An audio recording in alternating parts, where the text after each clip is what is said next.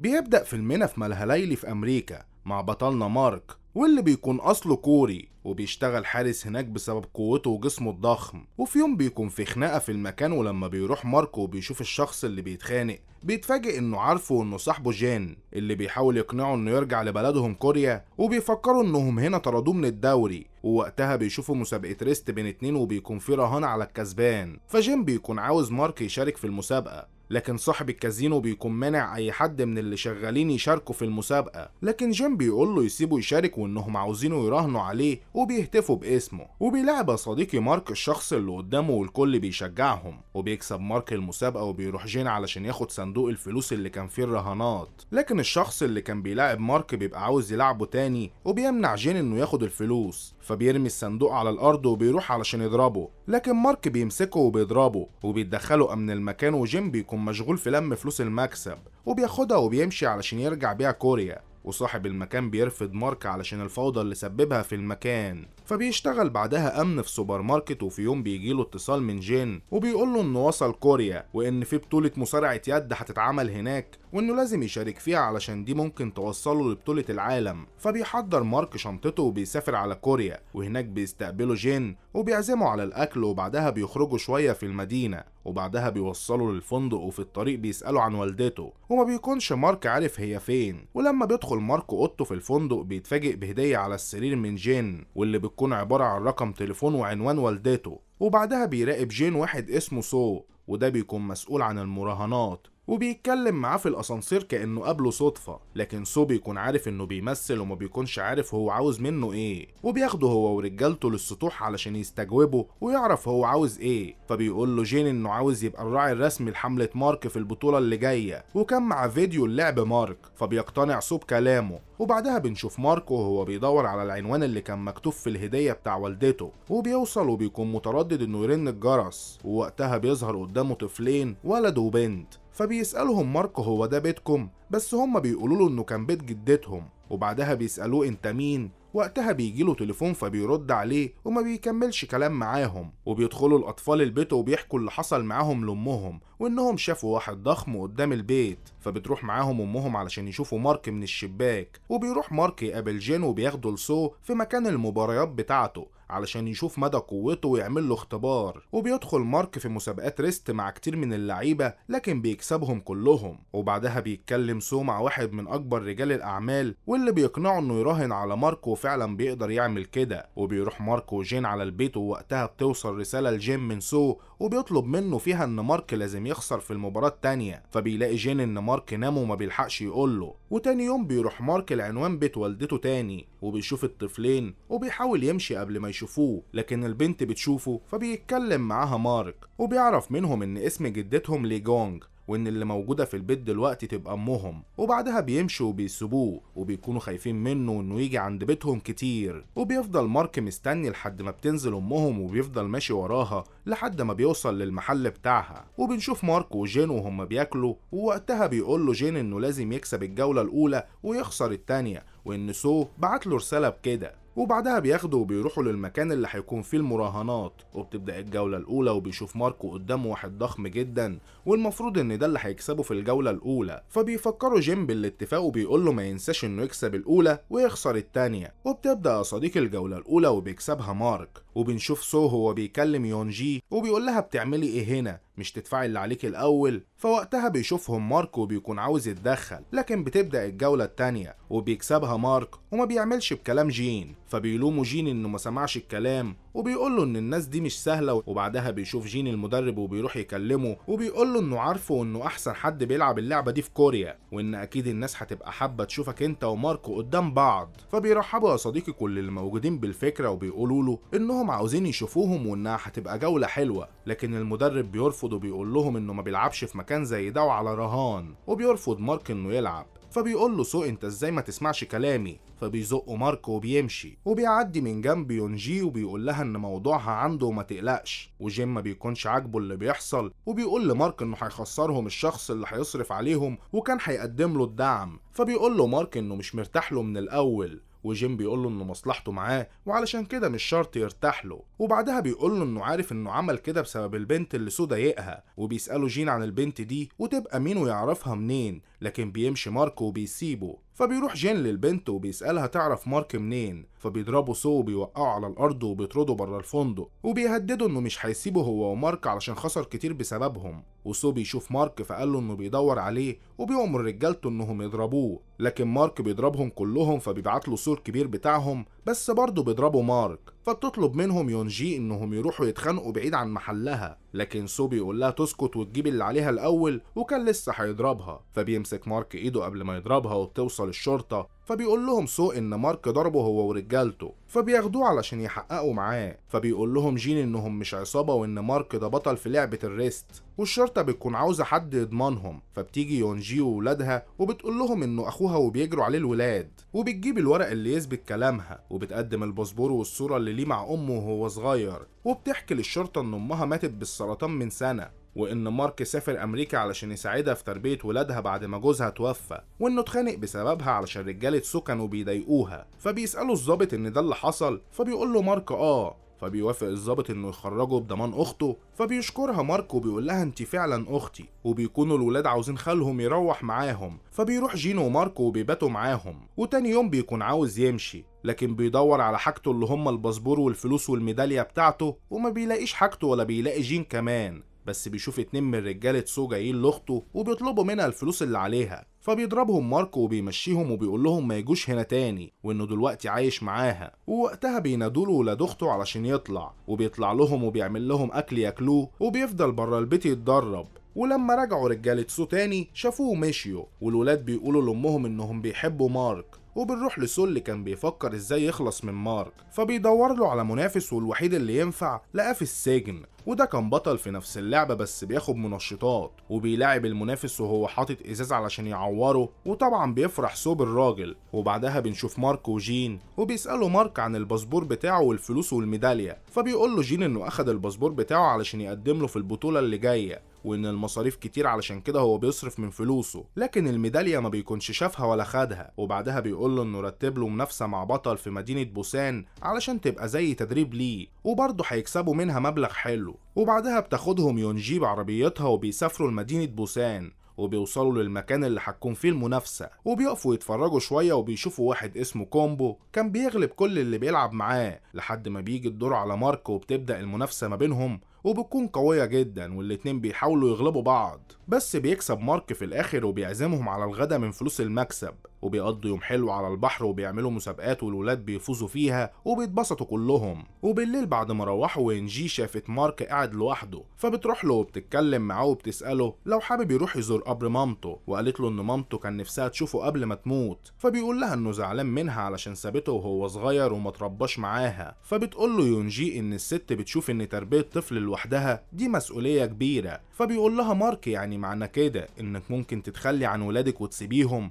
فسكتت وغيرت الموضوع وقالت له ما تيجي نلعب لعبتك وتشوف قوتي، ولعبوا ريست، ومارك حب يجبر بخاطرها وبيسيبها تكسب. وبعدها بنشوف التلفزيون وهو بيتكلم عنه والمجلات والجرايد، وبيحكوا قصة كفاحه وانه اتظلم في الدوري الامريكي، وانهم هنا مرشحينه ياخد بطولة الدوري بتاعهم، ومارك بقى مشهور والكل بيتكلم عنه. وبيروح بعدها المدرسة لولاد اخته، ولما زمايلهم بيشوفوه بيتنمروا عليه وعلى جسمه الضخم وشبهوه بالغوريلا، لكن مارك قال لهم انه رياضي وبطل وهيكسب البطولة اللي جاية. فبيقولوا له الاولاد وهتروح كمان بطولة العالم، فبيوعدهم مارك بكده وبيجيب اكل ليونجي والاولاد. وبعد الغدا الولاد بيقولوا له انهم كانوا بيشوفوا جدتهم لما كانت بتكتب له رسائل على الايميل بتاعه، واتفقوا انهم يعملوا رحلة ويروحوا يغيروا جو. وبنروح لجين وهو قاعد مع سو وبيقول له ان البطل بتاعه بقى معروف وبيظهر في التلفزيون، وعمال يجيله عروض كتيرة من رجال الاعمال، وخصوصا بعد ما كسب كومبو. فبيقول له سو انه مش هيقدر يكسب البطل اللي معاه، وشاور على واحد زي الدولاب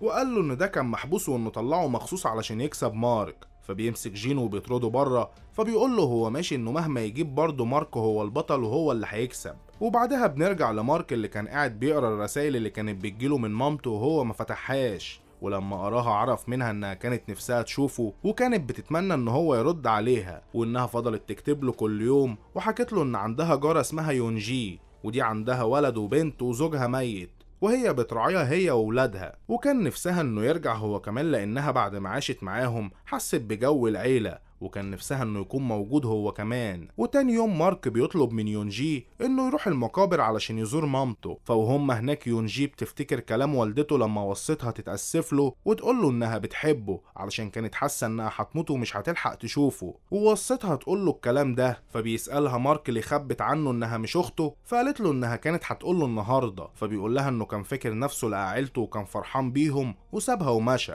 فبيوقفوا جينو وبيقول له يستنى لما يسمع الاول، بس هو بيمشي وبيسيبهم، وبيبقى فاضل اسبوع على البطولة فبيركز في التمرين وبس. ووين جي بتكون زعلانة والاولاد عمالين يسألوا عليه، فبتقول لهم الحقيقة وانه مش خالهم زي ما هي كانت مفهماهم، لكن قالوا لها ممكن نعيش مع بعض زي ما كنا عايشين مع جدتنا. والاولاد كان معاهم الميدالية بتاعته وكانوا عاوزين يحضروا المباراة علشان يدوها له. وبيجي يوم المباراة وبيستعد مارك وشاف كومبو واصحابه جايين يشتركوا في البطولة، والمذيع بيقول ان الجايزة قيمتها وصلت ل$100,000 واللي هيكسبها هيوصل لبطولة العالم. وابتدت المباريات وكل بطل هيقابل بطل، وفي التصفيات مارك بيكسب المتسابقين اللي قدامه، وبنش بيكسب اي حد واقف قصاده، وكومبو كان بطل وبيكسب زيهم. وبنشوف الاولاد وهم رايحين لمارك ومعاهم ميداليته، وبيخسر مارك لاول مره جوله قدام منافس، بس الحكام قالوا ان المنافس ايده كانت مرفوعه، ودي كده بتلغي الفوز بتاعه. وفعلا الجولة اتعادت ومارك كسبها. وبعدها بنشوف رجل الأعمال اللي بيصرف على البطولة، وكان قاعد مع سو بيقول له إن مارك لازم ينسحب من المباراة، فبيروح سول جين وبيعرض عليه مبلغ المكافأة $100,000 وعليهم زيهم مرة كمان بعد ما ينسحب مارك. فبيقول له جين إنه جاله قبل كده وهو اللي طارده، وإنه دلوقتي خلاص ما يقدرش يساعده. وبعدها بنشوف بنش وهو بيكسر دراع المنافس اللي قدامه، فبيروح جين لمارك وبيقول له إنه هيلاعب كومبو وهيكسبه. وبعدها لما يقابل بنش عاوزه يخسر قدامه او ينسحب، وانه هياخد $200,000 وكده هيبقى كسب ضعف المكافأة، وفي نفس الوقت يكون بعد عن اذى بنش علشان كان خايف على مارك منه. فبيرفض طبعا مارك وبيقول له انه مش هيعمل كده، ودي هتكون اخر فرصة ليه علشان يثبت نفسه، وانه وعد الاولاد انه هيكسب وهيوصل لبطولة العالم. وبيوصلوا الاولاد لمكان المباراة وكانوا عاوزين يدوا لمارك الميدالية بتاعته، وبتشوفهم صاحبة امهم وبتتصل بيها وبتقول لها انها مع اولادها في مباراة اخوها، فبتروح لهم بسرعة لهناك. وبتبدأ مباراة نص النهائي بين مارك وكومبو، والمنافسة بينهم كانت ممتعة علشان الاتنين اقوياء وفاهمين قوانين اللعبة، والاتنين مستواهم كويس لدرجة ان الرباط اللي في ايديهم اتقطع من قوتهم، ودي ما حصلتش قبل كده. وكان كومبو بيحاول بكل قوته انه يغلب مارك وينزل ايده، لكن يا صديقي بيقدر مارك عليه وبيكسب وبيهتف الكل باسمه. وبعدها بنشوف جينو وهو بيرجع الفلوس لسو اللي كان بيتحايل عليه انه ياخدها ويسيب مارك يكمل للاخر ويوصل لحلمه. فبيتريقوا رجالة سو عليه، وبيقول سو لمارك اظن ان مبلغ $200,000 كويس علشان تاخده وتدفع مديونية اختك. فبيقول له جين ما يسمعش كلامه، فبيروح ماركو وبيزقه وبيضرب رجالته، وبيروح لحلبة المنافسة علشان المذيع كان بينادي على الجولة الأخيرة بين ماركو وبنش. وبدأت الجولة وبنش مسلمش على ماركو والاتنين كان بينهم نار، وبيمسك بنش صباع مارك وبيفلت ايده الحكم وربطهم ببعض برباط، وبنش بيحاول يضغط على مارك. وبعدها بتوصل يونجي للمباراة، والجولة كانت صعبة جدا وبنش كان ضاغط على ايد مارك جامد. فبص مارك ناحية الولاد ويونجي كانت بتشجعه، وافتكر لما لعبوا سوا وسابها تكسبه، وافتكر وعده للولاد، فبتجيله القوة وبيضغط هو على بنش وبيكسبه، وبتخلص الجولة وبيبقى هو البطل، والكل بيكون فرحان بيه، وجين بيحضنه وكان فرحان انه حقق حلمه. وطلعت يونجي والاولاد وهم فرحانين وقالوا له تحب تقول كلمة لمين؟ فقال لهم احب اقول لامي اني اسف، وانه بيشكرها ومبسوط انهم عيلته. وبكده يكون مارك حقق حلمه ووصل لبطولة العالم ومعاه عيلته اللي بيحبها وبتحبه. ولحد هنا يكون خلص فيلمنا. بيبدأ الفيلم بالطفلة دايون وهي بتحبي وبتدخل لأمها لجيسون اللي بتكون مركزة في الشغل ومستعجلة علشان تبعت التقرير الصحفي، وشغلها ده بيخليها ما تقدرش تاخد بالها من بنتها، وعلشان كده بتكون جايبالها مربية اسمها مي، ودي بتكون مهتمية بالطفلة وكويسة معاها. فبتنادي عليها ليجي علشان تاخد الطفلة، ولما بتخلص شغلها بتروح تطمن على بنتها فبتلاقيها نامت في حضن المربية. وتاني يوم بتجهز الأم علشان تروح الشغل وبتشوف بنتها تعبانة، فبتطلب من المربية تروح بيها للدكتور، بس هي بتقول لها انها هتروح تاني يوم اللي هو الجمعة، وده علشان دايون عندها تطعيم. وليجي بتكون جايبة هدية لهان تقديرا منها على اللي هي بتعمله مع بنتها، وبتعرفها انها هتتأخر في الشغل، وإنهم يناموا وما يستنوهاش، وبتودع دايون وبتمشي. وتاني يوم بتصحى ليجي على مكالمة من الضابط كي، فبيتكلم المحامي بتاعها اللي بيقول لها إنهم أكيد بعتوا لها رسالة إنذار قبل ما يتصلوا بيها. ولما بتدور بتلاقيها، وبتعرف إن أكيد هان المربية ما كانتش تعرف إنه جواب مهم. وبنعرف إن في قضية بينها وبين طليقها على حضانة دايون، وبتكون خايفة توديله دايون وما يرجعهاش تاني. وبتدور على دايون وهان بس ما بيكونوش في البيت، ولما بتتصل بيها ما بتردش، بس بتلاقيها سايبالها رسالة على السبورة إنهم رايحين العيادة. فبتطمن ليجي عليها وبتنزل، وبعدها بتروح علشان تتابع القضية اللي بينها وبين طليقها. ومحامي طليقها بيوضح للقاضي إنها مش هتقدر تاخد بالها من الطفلة، وإنها مش مستقرة وغير مسؤولة. فبيسألها القاضي عن السبب اللي ما خلاهاش تودي البنت لطليقها، فبتقوله إن هي أمها وهي أولى تكون معاها، وإنها بتشتغل وعندها مربية كويسة جدا بتهتم بالطفلة. وبتخلص الجلسة بتقديم التماس، فبيعرفها المحامي بتاعها إنها بكده ممكن تخسر حضانتها للبنت، بس هي بتكون متمسكة ببنتها حتى لو الحل إنها تهرب بيها. فبيعرفها المحامي إن الحل الوحيد إنها تتكلم مع طليقها علشان تقنعه يسيب لها البنت. وبتتأخر ليجي على الشغل بسبب الجلسة، وبيتعصب عليها المدير جدا. ولما بتروح لطليقها بيرفض يتنازل لها عن البنت، وبيقول لها ان الاحسن لها انها تسلمها لانه مهما حصل هياخدها منها. وبعدها بتوصل البيت وبتتفاجئ لما ما بتلاقيش هنمي ولا دايون، وبتتصل بيها وبتنزل تدور عليها في الحديقة بس ما بتعرفش توصل لها. ولما بتسأل الحارس عنها بيقول لها ان تصرفات المربية كانت غريبة جدا، ولما جه لعب الطفلة كانت بتبعدها عنه وكانت متضايقة. فبتروح ليجي لجارتها علشان تسألها عن هان، لان المربية اللي عندها كانت زميلتها، بس بتقول لها انها استقالت وبتديها رقمها. فبتفتكر ليجي وقت ما جت هان مي تشتغل عندها اول مرة وما كانتش فاهمة كوري كويس، وده لانها صينية وبتكون في واحدة جايبها لها، وهان بتكون قريبتها. وبتعرف انها مربية شاطرة وكمان دايون كانت بتسكت معاها، فبتوافق تشغلها عندها. وبتبعت ليجي رسالة للست اللي كانت جايبها لها وبتتصل بيها، بس هي بتقول لها انها مش قريبتها وانها ما تعرفش حاجة عنها، وان هي عطت لها فلوس علشان تشغلها عندها، وبتقفل. وبعدها بتروح تبلغ عن اختفاء البنت والمربية، وبتكلم طليقها تسأله عن البنت لأنها بتكون شاكة إن هو اللي أخدها، بس هو ما بيكونش عارف أي حاجة. وبيقول لها إن دي أكيد خطة منها علشان تقدر تهرب بدايون وما ترجعهاش ليه. فبتقفل معاه وبتسحب البلاغ علشان ما تدخلش في مشاكل، وبتقول للظابط إنهم خلاص رجعوا البيت. ولما بتمشي بتظهر بيانات الهوية اللي سلمتها للشرطة بصورة شخص تاني غير هان. ولما بتروح أم طليقها علشان تستلم حفيدتها بتسيبها وبتمشي، وبتقول لها إنها هتبقى تجيب لها دايون بعدين. وبتروح للعيادة وبتسألهم عن دايون، وبتعرف منهم إن المربية جت بيها يوم الخميس، بس بتفتكر ليجي إنها قالت لها إن التطعيم الجمعة. وبتعرف إنها أخدت أدوية لدايون لمدة شهر، وده طبيعي عندهم لما الأم تكون مسافرة إنهم يدولها مخزون أدوية من قبلها. وبعد ما بترجع البيت بتشوف شخص عند بيتها اسمه هيون، وبتعرف منه إن ليه فلوس عند هان وجاي ياخدها. فبتسأله عنها لو يعرف هي فين، فبياخدها المكان بيبان إنه مش كويس. ولما بتوصل للمكان بيطلع إنه حديقة فيها أطفال كتير، فبتجري وهي منهارة وبتدور على دايون في كل مكان بس ما بتلاقيهاش. فما بيكونش في حل قدامها غير إنها تقدم بلاغ من تاني، وبتعرفهم إن بنتها مختفية مع المربية من 3 أيام. وبيستغرب الضابط وبيسألها ليه اتأخرت في البلاغ، وبعدها بتقوله عن الشخص اللي كلمها وحولت له الفلوس. فبيقول لها انه نصاب وضحك عليها واستغلها، وان الصوت اللي سمعته ده مش صوت بنتها. وبيطلب منها صورة للمربية، ولما بتيجي تطلع الصور اللي ليها على الموبايل ما بتلاقيش اي صور ليها خالص. ففي الوقت ده بتيجي جدة دايون وبتوقع ليجي وبتتهمها انها عاملة كل ده علشان ما تسلمهمش دايون. وبعدها بيقعد المحامي مع ليجي واللي ما بيكونش مصدق ان دايون مخطوفة لانها ما بلغتش من 3 ايام، وان خطف الطفلة في الوقت ده هيدخلها في مشاكل كبيرة، وخصوصا لانها مش لاقية صور لهان ولا بيانات ليها، وانه عاوز يساعدها. بس الام بتكون مصممة على كلامها وان الطفلة اختفت مع هان. وبعدها بترجع البيت وبتراجع الكاميرات وبتشوف ان هان نزلت بدايون يوم الخميس وما رجعتش تاني. والحارس بيجيب لها شاب بيحكي لها عن موقف حصل قبل ما تشتغل معاه هان مي، وهو انه شاف دايون وكانت مع المربية القديمة، ووقتها هان خبطتها عن قصد بالعجلة فبتقع الحاجات اللي معاها. ولما بدأت المربية تلمهم رمت هان عجلة دايون، وده علشان تبقى سبب في ان المربية القديمة تمشي وتشتغل هي مكانها. ولما بتلاحظ هان مي ان الولد شافها بتديله العجلة بتاعتها وبتهدده علشان ما يتكلمش. وفعلا وقتها ليجي بتمشي المربية، وخصوصا بعد ما دايون اتعودت اتعورت من الوقعة واتهمتها انها مهملة، وبدأت ليجي تربط الاحداث وفهمت ان هان مخططة لخطف دايون من فترة. وبعدها بتتحرك بعربيتها، ولما بيتصل بيها الضابط بتقوله انها هتدور على بنتها بنفسها، وبتوصل للمكان اللي خدها فيه هيون قبل كده،